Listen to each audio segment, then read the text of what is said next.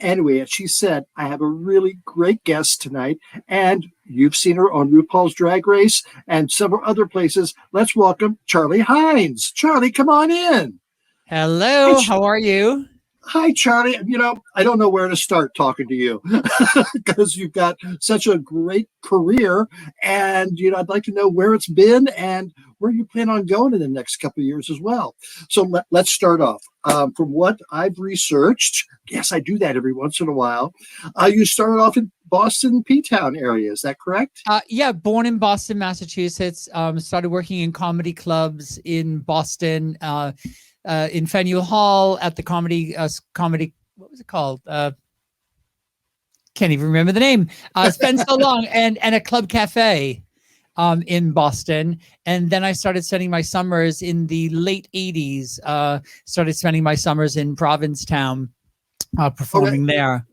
Now, when you were doing the comedy clubs in Boston, were you in drag? Were you? Yeah, well, I started now. I was underage. I used my brother's fake ID. So my act at the time was doing lots of different characters and doing, bringing stories to life by just putting on quick prop, like a pair of glasses and a cigar to be an old man, or a wig, hats, just silly props to bring the characters that were voices to life. And then there was this one where I just put on this really, this Marilyn Monroe-ish blonde wig and these red cat glasses. And I was this character, this starlet called Candy. And every time I did that character, the audience just elevated. And so then I started getting requests, oh, could you do just that character? And then, of course, I had to do full makeup. And then Candy Kane's career was born. So for years, I traveled all around the world as Candy Kane. And then she married an 89-year-old multimillionaire named Reginald Baxter, heir to the soup fortune. And so she then became Candy Cane Baxter. As you do. Yes. So what type of act did you do in Provincetown? It was celebrity impersonation. So for many years, it was myself and Joanna James and Dana Denzel, and we were an act called Boys Are Us. We had a big Vegas style review. Well, we were part of a big Vegas style review in Saugus, Massachusetts at the Palace. And we had backup dancers and lots of different acts with us. And then we had this opportunity to go to Provincetown. So it was just the three of us rather than like a cast of 10. And it was all celebrity impersonation. Well, mostly celebrity impersonation and comedy. And so have you been back to Provincetown recently? I have not. I was there in the summer of 2004. I got married with my husband. That was a summer that same-sex marriage became legal in Massachusetts, and I just happened to be performing there that summer. So my husband and I got married, but my career took off on this side of the Atlantic here in the United Kingdom.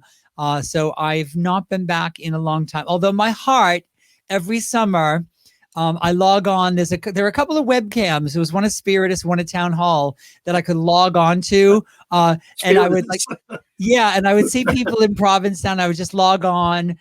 There was one above like the candy shop that you could actually move the camera, and I could see people going up and down Commercial Street, and I'd get my little fix. I better be careful when I'm back there on Carnival. I'll wave to you. Yeah, that's what I'll do. I'll wave to you. So, had Provincetown changed any from the 1980s until 2004? It had gotten a lot more upscale. It was a lot more expensive, from what I remember.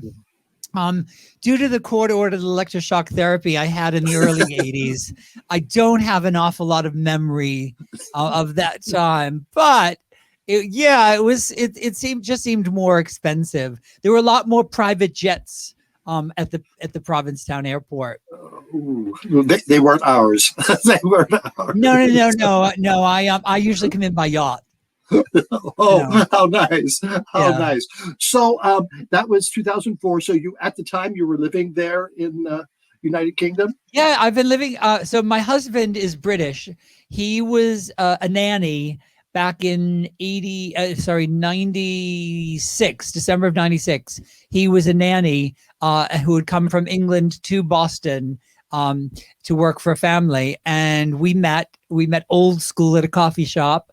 And when his visa ran out, we had been together by that point for like 10 months. And because of the rules, he wasn't allowed to stay in the US. So I sort of followed him to England. Some would say stalked, but but I sold up everything I had, sold my car, sold my possessions, and moved to the United Kingdom with a suitcase and 27 quid and a dream. And what was that dream, other than hooking up with your husband? Yeah, well, to get myself an Englishman. The dream was to perform all over Europe and all over the world, and I've certainly done that. So I can retire now. Well, very nice. So how was the act different? Did you have to do a different type of act than what you had done in the United States? I did. The big difference is on the circuit where I first started to work. They were used to singers. They were used to a man in a dress walking out and singing and entertaining for a full hour, like in a bar, cabaret, a nightclub.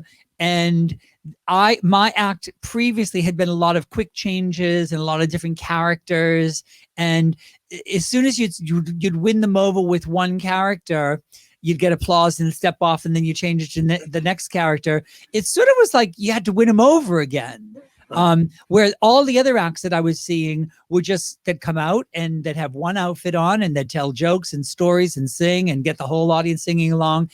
And it was a lot of singing. And my act had previously been a lot of comedy, a lot of word-based material. So I realized I got to start singing more. The more I sang, the more I was able to hold them in my hand, the palm of my hand. I mean, basically our job as an entertainer is to engage the audience for as long as we're asking for their attention, whether it's 3 minutes, 30 minutes, an hour, 90 minutes.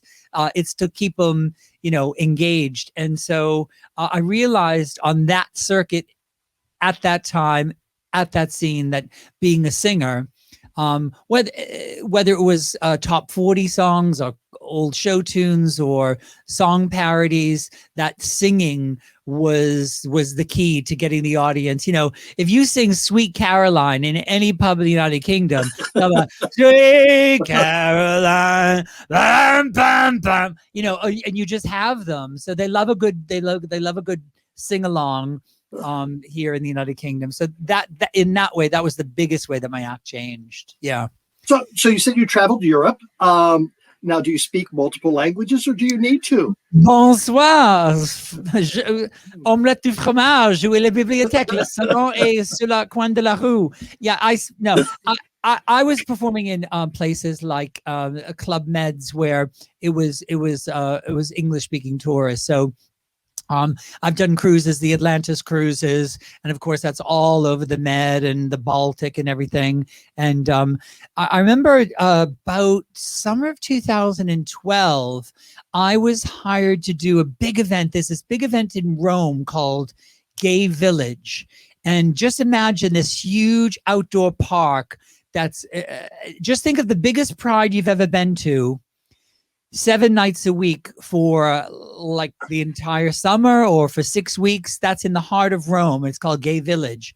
And there's different dance tents and pavilions, and there's like a whole area of restaurants and chill out areas and retail shops and performance stages. And so I was hired to perform for 20,000 people, and I can learn enough of a language phonetically to get through a show.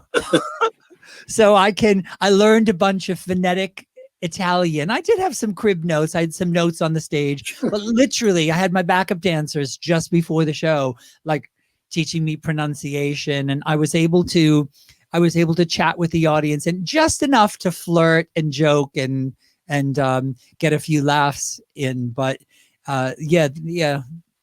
That's the extent of my foreign language. I love foreign tongue. Oh, who doesn't? Ooh. So who doesn't? All right. So you was that as Candy Cane, or was that as Charlie Hines? And how did that transfer? Yeah. Okay, so I my career started to transition when my YouTube channel took off because I decided to call my YouTube channel Charlie Hides because it's my name. Because I had so many different characters rather than filter everything through the point of view of Candy Kane. She was just one character. It was just a decision I made. Be who you are.